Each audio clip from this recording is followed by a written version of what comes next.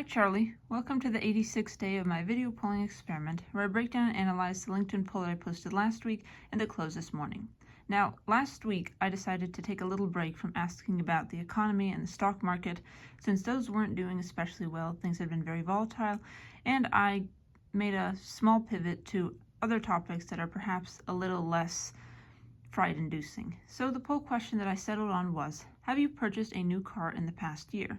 There were two answer choices, yes and no. Now, I asked this question because I was reading an article in one of my newsletters that said that people had been flocking to dealerships to buy new cars before the tariffs on imported goods were implemented by President Trump, and that got me wondering how many of my voters had decided to buy a car in the past year to avoid the price increases that might have come from the tariffs. But of the 115 individuals who voted on this poll, which is well above my average of 80 to 85 votes per poll, with 100 or more votes being a gold standard poll, only 18% of them said that they had purchased a new car in the past year, while 82% of them said that they had not purchased a new car in the past year. So even though there might have been some incentive to flock to the dealership and get those new cars before the projected price increase, it looks like most of my voters stuck with their existing cars, perhaps because getting a new car is more expensive than just keeping your old one and maintaining your old car and making sure it runs smoothly for a few more years. Anyway, on to some statistics about the whole tariff and cars situations. President Donald Trump plans to impose 25% tariffs on imported vehicles. General Motors reported 17% year-over-year sales growth. GM's electric vehicle sales are up 94% to nearly 32,000 units. Hyundai's hybrid vehicle sales grew 68% year-over-year.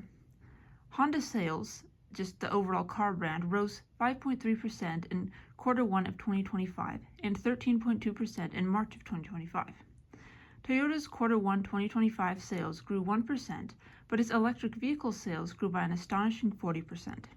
Ford's Q1 2025 total sales fell by 1.3%, but its electric vehicle and hybrid sales grew by 11.5% and 62.9% respectively. So obviously we can see that some car brands are doing better than others. General Motors probably had that spike in sales because it's considered an American-made brand, so maybe people were assuming that they would get a more favorable treatment than these other car brands like Hyundai and Honda and Toyota. But it also looks like there is a trend of these other car makers that are mostly known for their gas-powered vehicles, like Ford and Toyota and Honda, producing electric vehicles and hybrid vehicles, perhaps in a direct competition with Tesla, which is exclusively known for its electrical vehicles. But it looks like people are starting to branch out into other options for electric and hybrid vehicles, which I suppose is good to see, which might incentivize Tesla to improve its vehicles, make sure it's still competitive in the EV and hybrid market.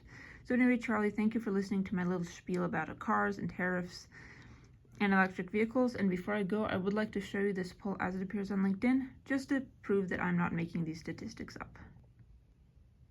Here is the poll as it appears on LinkedIn. As you can see, it got 115 votes. No, I have not purchased a new car in the past year was the overwhelmingly popular answer choice, garnering 82% of the votes. So it's good to see that people are still holding on to their old cars and making use of that.